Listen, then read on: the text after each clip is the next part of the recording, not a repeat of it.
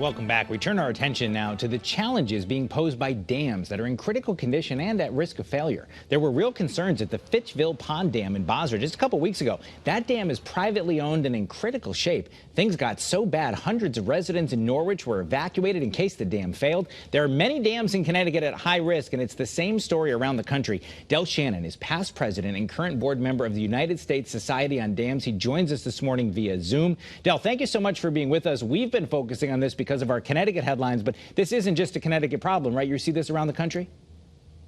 We are, Eric. There are approximately 92,000 dams around the country. Of those, about 16,000, a little over, are high hazard dams, meaning that if they fail, they pose the potential for loss of life. And we believe a little over 2,000 of those are in need of upgrade and repair.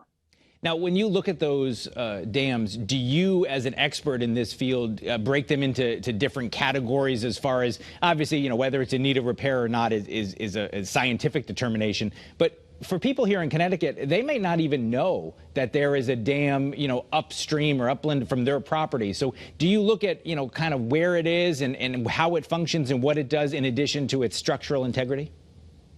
Yes, of course. How it performs, how it's expected to perform in the event of an extreme event like an earthquake or more typically a flood. All of those things we factor into in our analysis and evaluation of these structures.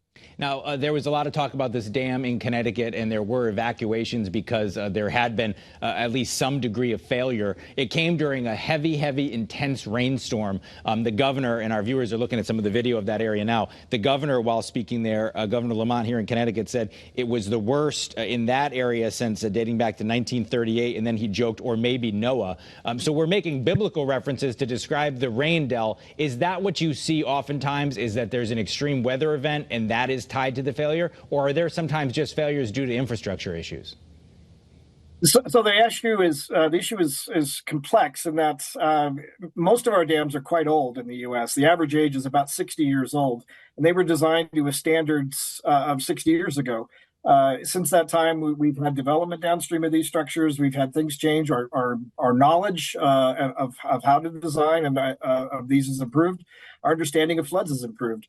And so these structures many of them are not suitable for the current conditions. And so this is not an uncommon problem in the world of dams, yes. I looked back through some of the state records to determine, when there was the last catastrophic dam failure in Connecticut. It looks like in 1982, the Bushy Hill Pond Dam in Deep River, Connecticut, for our viewers, it failed, and there were $50 million of downstream damage. And I'm thinking $50 million in there's no loss of life, but a lot of property damage. $50 million in 1982 is a big number.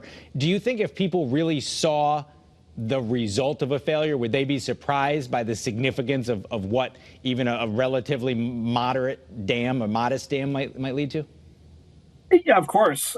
These structures are quite catastrophic when they fail, and the impacts of a flood are very significant. And so those of us in this community spend a lot of time on dam safety, a lot of time trying to understand the risks involved and the consequences involved. The problem was made more significant by our shifting climate. A warmer atmosphere is able to hold more water. And so we are grappling with understanding how much larger these floods can get in the future. So it's a bit of a moving target as well. So taking a look at the stats here in Connecticut, there's about 4,000 dams in our state. 84% of them are private. That sort of shifts the burden on who maintains these things to whether it's a water company or just a private landowner who has a dam. So if our viewers are watching this, maybe they never even thought about this issue until they saw our coverage of the recent failure or near failure. What questions should they be asking? So that number is reflected across the nation as well.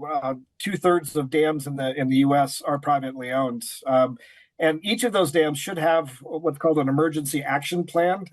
In other words, if there is an emergency, if there's an issue involved, the emergency action plan spells out in very or should spell out in very good detail exactly what to do and who's impacted and who to call and so on and so forth. So. Any viewers living downstream of a dam should ask where the emergency action plan for that dam is and then have a copy of it. And if you are looking at what happened in Connecticut, it was a privately owned dam. The state showed up. They had gravel there to support it. There was an evacuation that worked. And then as the rain eased and the weather improved, they were able to, get rid of the evacuation order and make some repairs. Should we be happy that that's how that worked out? Should that show that at least the plan for that dam seems to have been working when it got in danger? Yes, and thank God it did.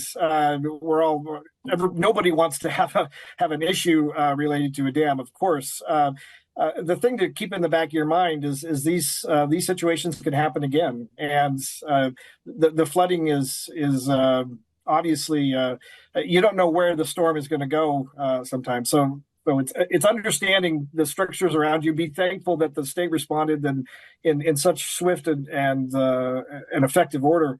But this will happen again. All right. Well, I think a lot of people thought about it here in Connecticut for the first time recently. I know you have been thinking about it a lot because you're the expert. We appreciate you joining us here on CT24 to talk about it and give our viewers some information. Dell Shannon, thanks for being with us. Thank you, Eric. Nice to be here.